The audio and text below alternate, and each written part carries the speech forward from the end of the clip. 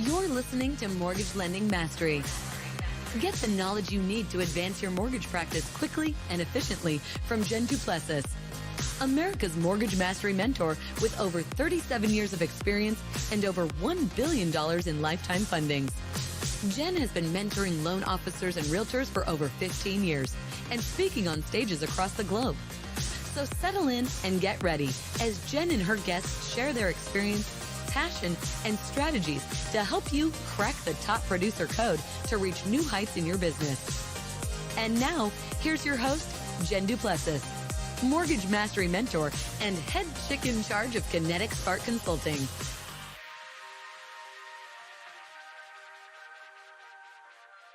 Hi, welcome back to this episode. I'm your host, Jen Plessis. Today, my guest is Kurt Uhlir. He is a globally recognized marketer, operator, and speaker. As a dynamic and charismatic speaker on marketing and innovation, Kurt's speaking experience includes speeches across the United States and Europe. He's worked with presidents of the United States. He's worked at the White House. He is a popular and entertaining commentator and has appeared on national television shows such as Wired, TechCrunch, Thrive Global, USA Today, NBC, ABC, etc. He's built a business running over $500 million worth of revenue, assembled teams across 6 continents, and has been part of small team leading as well. He's done dozens of acquisitions, and he's a techie guy, a tech guy, that's for sure. And he is part of E X P Realty and some other companies. So that's just one part of what he does. But we're going to talk today about real estate and tech at the same time. And then we might go down some other roads. Who knows what happens? But Kurt, welcome to the show. Hey, thanks for having me, Jen. Yeah. I'm struggling with your name because my son's name is Kirk, which you probably get a lot of, right? And he does too. I do. Yeah, so I just want to call you Kirk instead of Kurt, but I'm a good girl. I'll call you the right name. So, I think your background is pretty interesting because it's so diverse. So, tell us a little bit, like, how'd you get into? You didn't get into really anything. You got into many things. So, what was the catalyst that took you that way? And then all of a sudden, you're dabbling in all these different places. Where does that all stem from? Yeah, I mean, I don't sleep a lot, which helps. So I only sleep about 2 to 3 hours a night. 3 hours is a long night for me. And so I have more hours than a lot of people. But I mean, I started 2 LLCs when I was 14. And when I kind of came out of school, I got drafted into this company. We think about all the places that use like mapping and spatial data. Well, I joined a company that was the dominant player in that. Like, they're bigger than Google Maps for that. And so I basically worked for 10 years in high growth tech across 11 to 12 industries, where I would walk from like FedEx, logistics, into real estate, into Microsoft video games. And so it was like being at Bain and Company for 10 and a half years. So we took that company up to 1.44 billion in sales and sold it later for 8.1 billion. And it was like huge kind of thing. And I was just like, I've always been in, high growth technology since then, invested in a bunch of things, and found my way into real estate, like at this point, almost 6 years ago. And it's just kind of been amazing since then. Yeah. So tell us a little bit about what you do to help real estate agents on the tech side, and then we'll get into some other pieces, because I know you speak about team building and other things, but what are you doing specifically in the real estate realm for tech, and what do you see that's coming? I even talked to people yesterday that said, look, I just can't even get on Facebook yet, and I'm going, it's not going away. Maybe Facebook at some point will get sued, or who knows, but it's not going away. So what are you doing right now to help agents? So kind of 2 different things. So I do work for EXP World Holdings. So I help run EXP Consumer Technology. So the technology that's built within EXP, including powering all the brokerage referral apps and their websites and such. But I came to EXP and still run underneath me Showcase IDX, which is the #1 like IDX, the home search on agent websites. Thousands of agents across 100 plus brokers and teams. And that's been that unique place. It's really brought my marketing and high growth thing, where now I do, that you mentioned, I speak across the industry, because I've been able to look inside like more than 200,000 agent websites over the years, see many of their CRMs about what's growing and not, and kind of being able to talk back to agents about like what's working and what's not. including like, hey, should you use your brokerage tools or should you not, and go build like a website yourself? And so like that kind of question you mentioned about like, hey, somebody's thinking about should they get on Facebook or not? Like I get questions like that all the time. And Yeah. it's like, should you? Maybe, but also like, should agents hop on the next new thing? I mean, gosh, I think more than any industry I participate in, like agents suffer from shiny object syndrome. Absolutely. And you do not make progress without consistency. And so that's a hard thing for, I think, a lot of agents. Yeah. Yeah. I always say, and I don't know why no one's ever heard this. I mean, it's pretty simple, but shiny object syndrome is an SOS acronym, which means help, right? Like help. I need something. I Absolutely. need a magic bullet. I need something, right? All right. So I know that you have a couple of suggestions, and then we'll move on to some other things, but you have a couple of suggestions for real estate agents. And so loan officers who are listening in here, you want to take notes on this so that you can share this with your real estate agents or share this podcast forward. What are two really good things or three things that agents could be doing right now, realtors could be doing right now to elevate their technology? Well, the first is realize that they're gonna they should have a stack of technology, and there are all-in-one platforms out there. Your brokerage might give you something like KV Core, Sync, and those are okay. But for me as the agent, like it's your business, not your brokerage's business. And so like NAR says, you change brokerages every 5 years on average. And so if you build your business, which is yours as a 1099 contractor, on whatever you get from your brokerage, well, what happens when you leave? If that's like, for me, the biggest thing for any agent is like their personal, it's their personal brand and their database of contacts. And so personal brand, like you're to the agent that asked you like, hey, should they be on Facebook? Like the personal brand for me is built on your own website, because that allows you then to take advantage of whether it's email or Facebook or TikTok. If you want to do those things or you don't, if you have a website, you get to tell your own story, and it's not kurt.kw.com. It's my own website. It should be.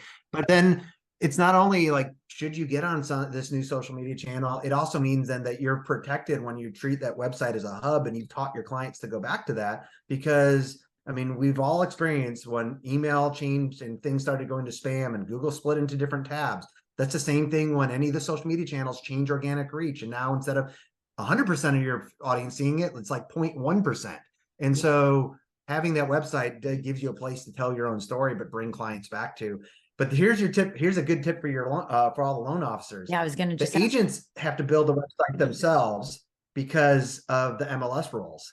Yeah. But I know two decent mortgage groups where what they've done is they know that a lot of agents don't have the technical savvy to build it themselves. And so you also can't do 100%, I get all of your leads. And so they offer, hey, can I build you, Mr. or Mrs. Agent, your website? So it's still the agent's website, but the mortgage officer is the one that actually paid for it and built it. And because they help manage it, they also get to see all the leads, even though the agent still has the ability to send off somewhere else.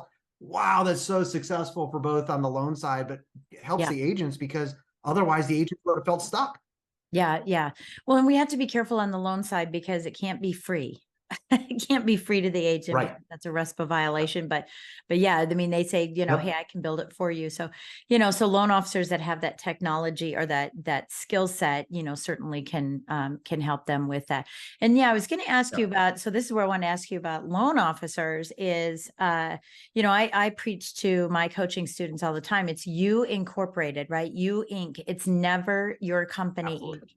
And I know you're saying the same thing, which is great. But as W-2, because all loan officers are W-2'd and still commission, 100% commission, most of them are 100% commission and W-2'd. Where does that line draw in having their own website? Because there are some people, and I know you're not giving legal advice or anything, but and we'll preface that, but check with your compliance and your legal, right? Everybody check with them.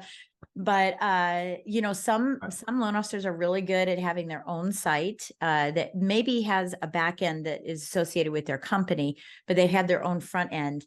And then some don't have any at all. Their companies say, look, you have to use our sites, etc. Is that a company issue? Is that perhaps a legal issue? And what can loan officers do with their database? Because it seems that most loan officers, when they leave their company, their database stays with the company because the company feels they own those leads. Yeah, and well, I mean, it does depend on your agreement with your company that you're working with, and so very often, the leads may stick with them. For me, that would make a big decision about whether or not I stay. I would choose to work with that company kind of going forward, or when I make the hop, am I going to go to that? But there is a big difference between exporting out anything from your CRM. And so like, I would, if I have to put my leads into the mortgage companies, their database, those are their leads. That doesn't mean that I can't connect with them elsewhere, whether that's on LinkedIn. I could have my own website that I'm talking about other things. If people choose to sign up for that, then that's a relationship that they've chosen. And so, I would never, whether you're in real estate, whether you're on the agent side selling properties, if those leads, you need to know what your agreement says. And I mean, in any industry, I can't stand a salesperson that necessarily says, "Hey, I'm just going to export out and steal the leads." Sometimes people get away with it, but I mean, in the end of the day, it's like you still know that you did that. And so, but that connect with your people on LinkedIn. Let them know that you have a website. If you're, that's also where, if you're a loan officer, hey, there's a ton of great information that you can share that's not just for people that are actively buying and selling, but to build an audience on Facebook or TikTok. And so when you do that, tell people, hey, sign up for my newsletter and I'll send out something just periodically. That's not your company's then. That's your own personal brand. Right. And but that also makes you valuable later on. Right. Yeah. And you can hold your membership inside of your own personal website. And so for us, what we did back when I was originating 5 years ago, is that we had a Facebook group that we directed everybody to, because that's where we would put timely information, announce all of our events, announce, our client appreciation party. We would do all that there. And then we had a separate website where we had all of our resources. It was sort of our resources, website. And that had membership in it. And so anybody who went there that requested a PDF or, wanted to look at something, we say, first, let us get your information, right? And that's where we housed our membership. And that became where we had it. So that's hopefully a good idea. What other things could agents be doing right now that you're seeing? And I know you work on all kinds of things. So maybe even we should be talking about just today's market, today's market generally.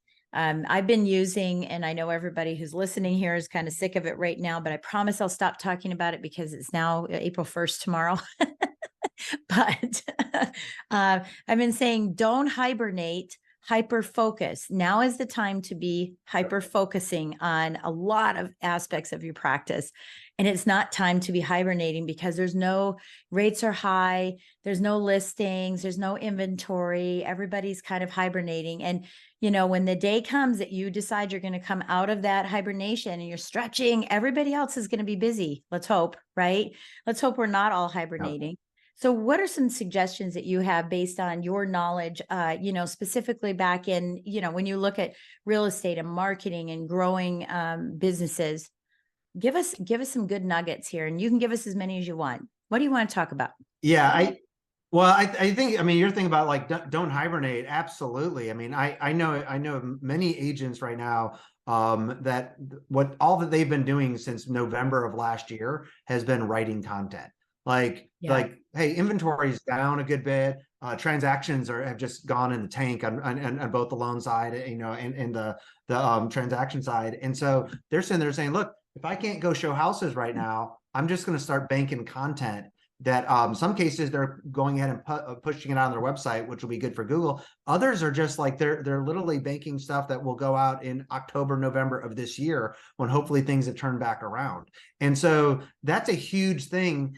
But I know, so especially on the agent side, agents tend to screw up, I think, all of their marketing, but especially anything content that they do, is they stay hyper focused on content that's actually only relevant to their clients when they're actively buying or selling.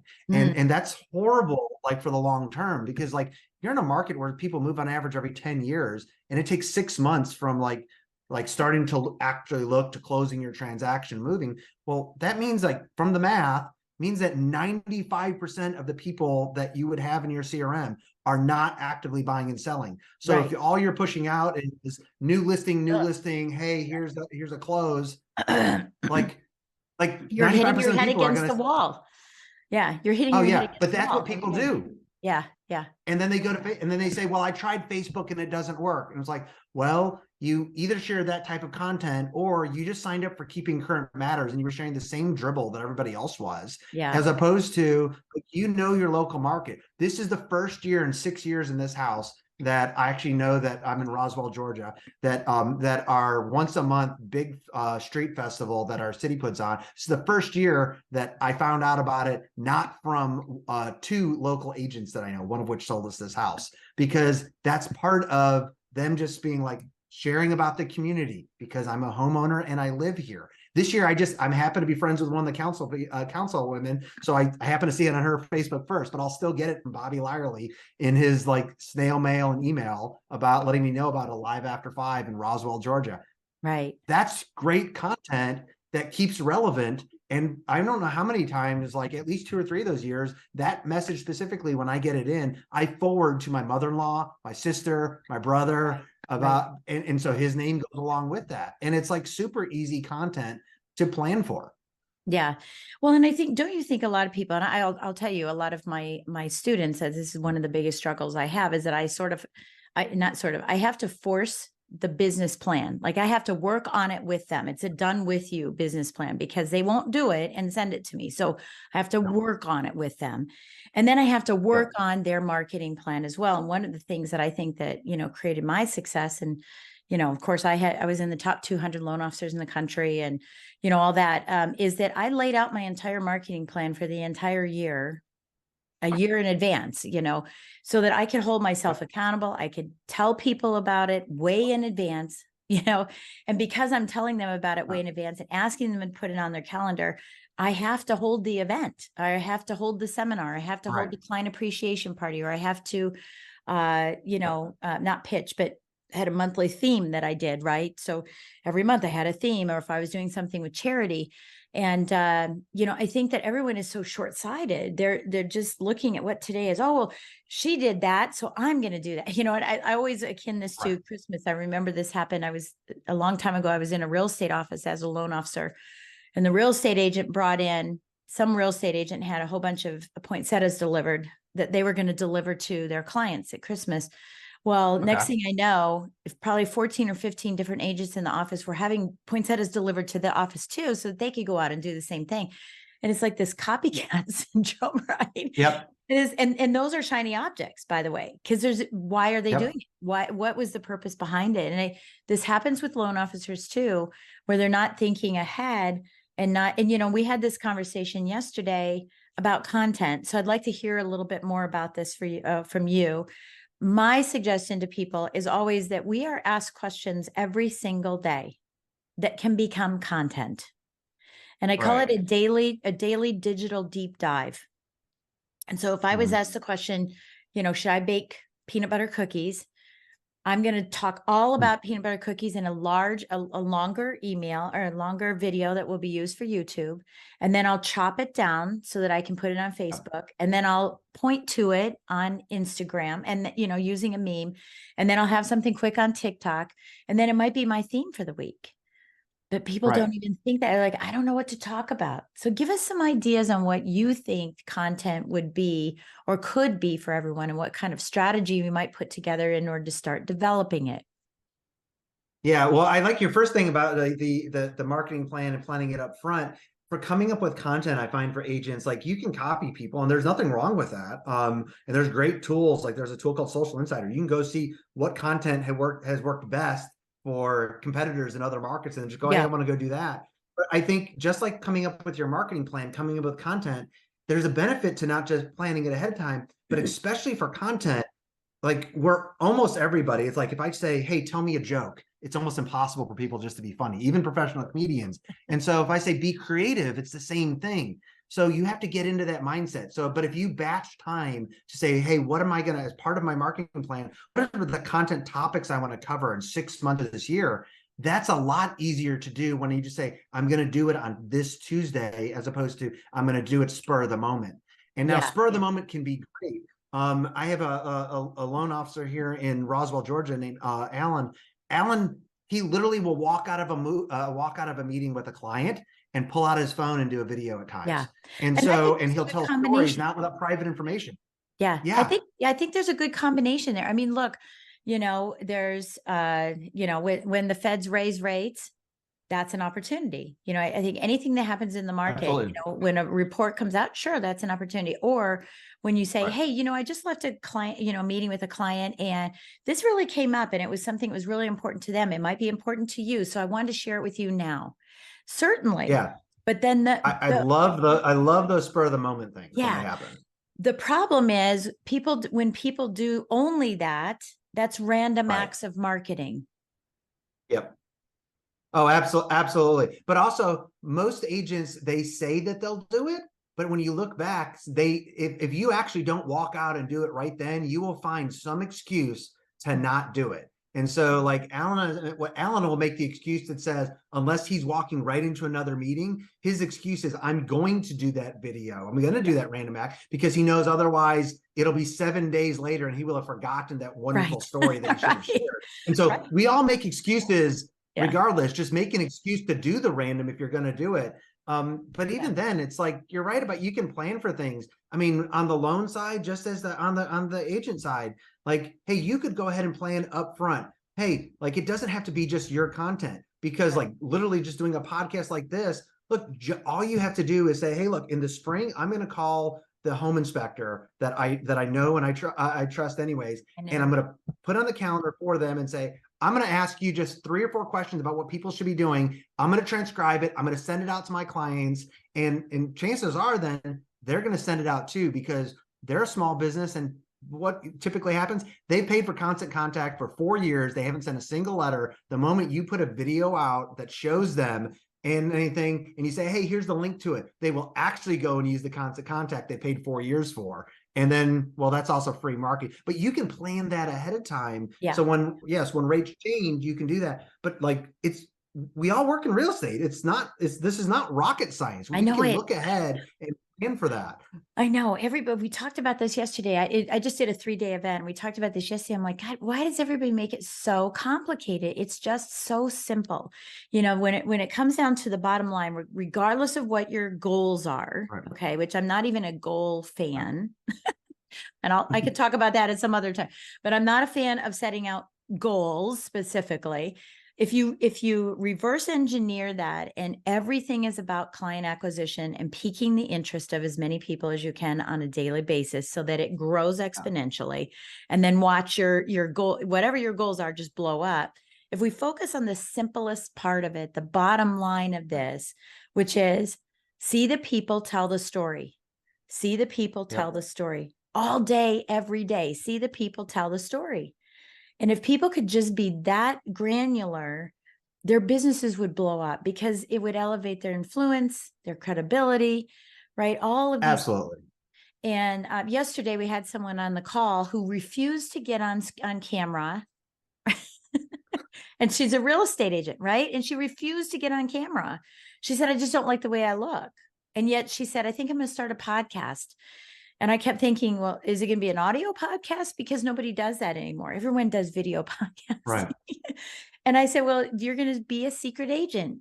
I don't understand those kinds of good things. So anyway, I could go on and on and on. It's not about me. It's about you. So agents get scared. I mean, agents get scared. So, I mean, I think if you really, that's so much what I end up doing with coaching too, is I'll work through with people, and it's like, I almost guarantee that she's scared about something, personal reflection and whatnot. And sometimes we just have to unlock that. But I'll also tell people, like, you may be scared to get in video, because like, one is just to your point, everybody pays attention to it. All the social media algorithms love video way more than anything just text, but it's going to be so much better. I look back on even things where it's like, I look at the first 5 keynotes somebody paid me like real dollars to show up to. And now I've done, 50, maybe 70, paid keynotes. And I go back, like, I almost want to go back to the first 5 and give them their money back, like with interest, because I'm so much better now than I was before. I have a video of like number 2, and it's appalling to me but I got stuck. If I would not have struggled through those first 5, I wouldn't have done it. So it's like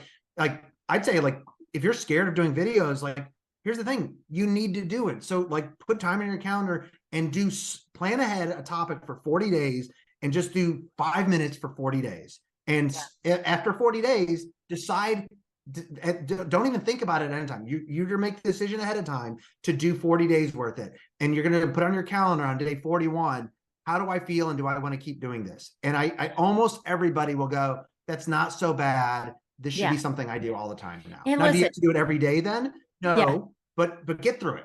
Right. Well, and I think that's, it's akin to anything. If you're trying to learn how to ski, it sucks when you're learning how to ski, but then it's better. If I asked you to, if you brush your teeth with your right hand and I asked you to brush your teeth with your left hand for 30 days, the first couple of weeks, it's going to suck, but then it's going to become easier. Right. And this is the case for everything. And if you're not willing to do it, then you're not allowing for the needle to move on your business, and go find another business to be in. Honestly, go find something else.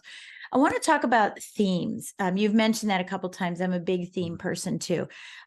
What have you found is best for any business owner? We also have investors who are listening into this, and small business owners. What have you found is best for themes? Is it better for a theme for a month? Is it a quarter because that's a season? What have you found is best for people? Because I do think themes are the way to go, because like the first 3 months of this year for me has all been relationships. When we start April, we're going to have another topic for 3 months that I coach on. So I do it quarterly. But what are your thoughts on some themes? And then give us some suggestions on some things that maybe you've seen people do to maybe help someone who's listening. Yeah, I mean, I think from the coaching side, or masterminds, I love themes because it allows you to dig in over time and move people forward. In my experience, what I've seen for agents and loan officers and almost anybody kind of in that solo entrepreneur or small team setting, themes are great for planning content, but I usually encourage them to not do, unless it's like, what do you do with your house in spring? It's like kind of that. Themes should be spread out over the year, because but in that case for theming, it's like it's great to chunk up to categories. Like, whether a loan officer or an agent, like, I see wonderful success in literally just saying, hey, let's make a long list of real estate terms that you see people be confused of. What is a buyer's agent and why should you care? Like, whether you're a loan officer or real estate agent, that alone, it's amazing when somebody actually just does a 3-minute video on that, for people go, oh, I didn't realize why I don't want the random person from Zillow, why I actually want to choose. Like, that's a big thing. And so there's so many of those terms where it from an influence perspective, it does show that you're an authority, but you're helping serve people, because you can make that list out of where you're seeing people, and then you can keep a Google Doc open so that when you have, rather than doing a random video, to your point, go bank it in that Google Sheet so that you can plan it in wherever it makes sense going forward. I like that. You capture it still when it comes up. Yeah, I like the thread. I mean, I kind of like the thread of terms, right? It's similar to, I have something called Jen's Jots. I do a lot of comparisons. Like, are you on demand or in demand? Are you getting bitter or better? Are you reactive or offense? Are you working in offense or defense, right? I have over 80 of those things. So I can thread those in, right, to my podcast. Even when I do a monologue, those are my Jen's Jots. Right. Those are the fillers for me. I love that idea. And I think that you should write that down. Write that down. You should. Well, and to your point about themes, like, it fits in there very much as well. Like, you said, you have a lot of, there's a lot of investors that are listening to people as well. And it's like, okay, my wife and I own a number of properties. And so we own a big property, and it's like, hey, there's a different theme to talk to investors about. What do they need to know, or how do they need to approach loans or thinking about buying investment properties? Are you the Grant Cardone kind of fan where you'll leverage to the hilt, and 99% leverage, if you can get to it, would make you smile? Or are you the Dave Ramsey Financial Peace University where, like, there's a spectrum? No debt. Like, even bringing that to people, like, I know people on both sides that they actually don't realize where they would sit. And so they just stay out of buying an investment property because they don't know how to even navigate that discussion in their own brain, much less with their spouse. And well, as a loan officer, you could help me. You can help me through that. And that's a great theme that I think could also come up very regularly with people as well, is where do you sit on this? And which also then gives you a great place to bring in, you could bring in a fee-based financial advisor to ask them some questions on a video, and they're going to love it. So. Yeah, I love it. I love it. I absolutely love it. So in the time that we have left, I just want to get an idea. What do you want to talk about? Let's just say, there's something you're interested in talking about. What do you want to share in our time left? Well, the other thing I would just put up is the concept of networking. And I find so many people, they'll go in spurts with networking, or they'll be like, gosh, I just hate networking. Yeah. And it holds them back from I'm like, look, we should all love on, and most of your business is going to grow from loving on the relationships you already have. But making new relationships, for me, I find there's this concept called netweaving. So networking, I find so many people that they tend to fall out of it. The reason they fall out is we've all had this experience where you've met somebody out at church or a community event, and they shake your hand, they find out what you do, and you can almost watch the calculation that says, you can't help me right now. And they'll almost sometimes they'll actually walk away if it's bad, but they've checked out at that point. They're not listening, they're scanning. Well, because networking, I think so many people, they feel like it's a selfish type of approach, as opposed to, and so at that point they're like, I don't want to be that kind of slimy salesperson that's doing this calculation. And so netweaving is a concept that was like, this gentleman I know here in Atlanta, he coined it originally and trademarked it in the 70s, but it takes much more of that servant leadership approach, where it says, look, my goal, and this is how I try doing events, and it helps me go back to the people I already know and says, look, how can I help you? At the end, I do hope it comes back and I can become that trusted, resource to the people that I know. But when I meet somebody, then I meet them out at a community event, you have such a broad network as well. You and I might be able to make a single introduction for somebody that could fundamentally change their business. Yeah. And it would take 7 minutes for you and me to sit down and go, you just need to meet Susie. Susie will fix your problem that you just told me about. Yeah. And taking the time, and when you approach that's called netweaving. It opens up things for people. And so whether you call it networking or not, look, you don't have to be in this just to for yourself. Be in this to help others. Yeah. And it also gives you a reason to go back to your past clients and go, hey, what's going on with you? Yeah. How can I help you? How can I serve you? Yeah. And, we have to remember, it's not a sales call, it's a service call. Right. And I always tell my clients, how dare you not contact your clients and serve them? Right. And this is what happens all the time. Well, I don't want to sound salesy. Well, then don't. It's a service call. You're saying, hey, I'm here to serve you. Is there anything going on that I can help you with? It's not, hey, do you have anybody for me? I'm looking, if you know anybody. And so we have to get out of that. And I think your point is really great, because whether you call it networking, netweaving, whatever words somebody wants to use, but you don't go to networking to get deals unless you're a Mary Kay consultant. Right. Have a party, buy my stuff, right? You're not going there to sell, you're going there to identify potential partners. And in doing that, you can say, how can I help you?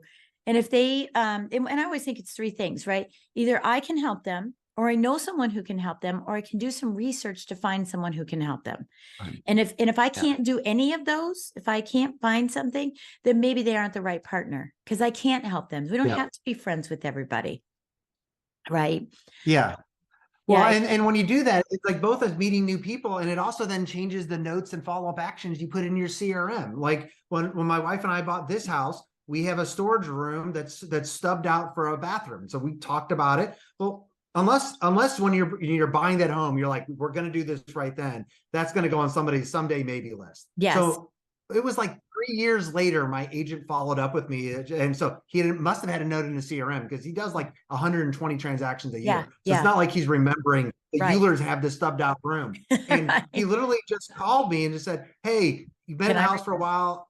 Have you done anything with that stubbed out bathroom? I don't even know if you're thinking about it, but when you're ready to think about it, I can give you some insights about whether or not it makes financial sense for you. And it was it wasn't selling, it was a service call. Right. And he would make no money out of that. He wasn't going to recommend anybody. It was just hey, look, if what would be holding you back is, do you drop $50K on a new bathroom? I can tell you if that's going to come out in the end, or if you just want to drop 50K, I'll tell you that it's a nice to have, but it won't change the value of the home really, or I that love much. that. Yeah, I love That was that his angle. entire call. Yeah, yeah. And I love that angle. And you know, it's also it's also he can recommend somebody and he won't make money, Right. but that law of reciprocity will kick in for him. And, you know, for Yeah. us, for you, the people that are listening here, you know, that law of reciprocity will keep in. You know, one of the things that I've always said, and hopefully everyone will take notes on this, is that there should be an entrance strategy, a holding strategy, and an exit strategy for every client you work with. And you know, we all do the entrance and then don't do anything except like what you were saying is like, hey, if you're looking to buy, and I guess nobody's looking to buy, so I'll just keep beating my head against the wall. There is a holding strategy, you know, during that period that they're holding, and this is what you're speaking to specifically. So I absolutely, absolutely love that. Okay, last question. What do you think is happening in the market? What do you think, your take on what you're seeing for this year, for the balance of this year? Is this going to be a good market? Is it going to be the same market? What are your thoughts? And especially be ready for when happens. How long is everybody going to have to be ready for when happens? Yeah, my personal opinion is we're going to see things continue to be slow this entire year, and they may even slow down more than what we're seeing right now. Yeah. And the favorable wind may not pick back up until next year, and so it's possible it could happen earlier. But I would plan on it's going to be slow until February of next year, and plan your marketing and what you're doing now. If you're not showing homes, if you're not doing listings, what can you do now that you wouldn't be able to do when things really pick back up? I mean, people this is the time when you're at people's actions. If they're not, they're not closing a ton of deals. This is when they're going to do the work that's going to add 1 to 2 zeros to their personal network. It's just whether they sit on the sidelines and they hide, or whether or not they do things that are going to grow their business when the wind turns back. Yeah. That's that hyper focus, right? So don't sit back and go, you know what, and nothing's there, so I'll just wait. You're going to lose opportunities. Okay. So you have a lot of fun stuff behind you. I'd like for you to just pick out one thing to tell us about. And I'm really interested in that phone over there, but tell us one thing about you. Yeah. Tell us about you. Yeah. A little bit about that. So that was in a cottage that my grandfather built in mid Michigan. I don't know, like 1930 or something like that. And so I snagged it out and got it. So that's awesome. And then I also have down on this shelf right here. This was from the first event that I hosted at the White House with a not so favorable president. So that's awesome. Where are you from in Michigan? Notice just about 30 minutes outside of Sturgis, maybe 45 minutes, a small little town called Colon. So not technically from there. That was our vacation home until I was 12. Yeah. So my family's from Mount Pleasant, Central Michigan University by Saginaw. Yeah. That's why I was asking. Yeah. I love it. Yeah. I love it. Okay. So a quote, a mantra, an affirmation that you use every day that you'd like to share with us as we end our time together. Oh yeah. For my mom, we're not done when we're tired. We're done when the work's completed. Oh, wow. Wow. That's why you only like sleeping 2 to 3 hours a night. Well, that's genetics. My dad was the same, but yes. Oh my gosh. That's hilarious. But that's true. So say it again. We're not done when we're not done when we're tired. We're done when the work is completed. She told me that first when I was like 9 years old, and we're still raking leaves by the moonlight, probably like 12:30 a.m. in Michigan. Oh my God. That's hilarious. I love it. Thank you so much, Kurt, for your insight today. Wow. You're just a wealth of knowledge and for all your success, congratulations on that. What a dynamic, diverse experience you've had in your life. And I just wish you the best moving forward as well. And I appreciate all of the wisdom that you provided us here today. Thank you. I've been blessed to have some really good mentors and coaches. Yeah, that helps, right? That absolutely helps. Everyone, thank you so much for spending time with us today. We sure appreciate it. Take a quick minute to scroll down on your phone, give us a great 5-star rating, and be sure to write a comment about Kurt, what you loved about what you heard today. And don't forget to take action, right? Stop talking, take action, and you will get the results. And we will see you next time on Mortgage Lending Mastery. Thanks for listening to Mortgage Lending Mastery. Be sure to subscribe to hear more sales tips, ideas, strategies, and tactics to help you with your personal and professional growth to multiply your results in record time. And if you like what we're doing, don't forget to give us a rating and review so we can continue to bring you the best content possible. Wanting more beyond the podcast? Join our Mortgage Lending Mastery membership community, where you will find extended interviews with our favorite guests, weekly training, tips, and insider secrets, fireside chats with Jen, free content, meet, share, and collaborate with other members, and so much more. Click the link in the show notes to learn more about this exclusive content. Mortgage Lending Mastery is an Industry Syndicate charter podcast. Industry Syndicate is the first podcast network specifically for the mortgage and real estate industries. Get the Industry Syndicate app in the App Store or Google Play today.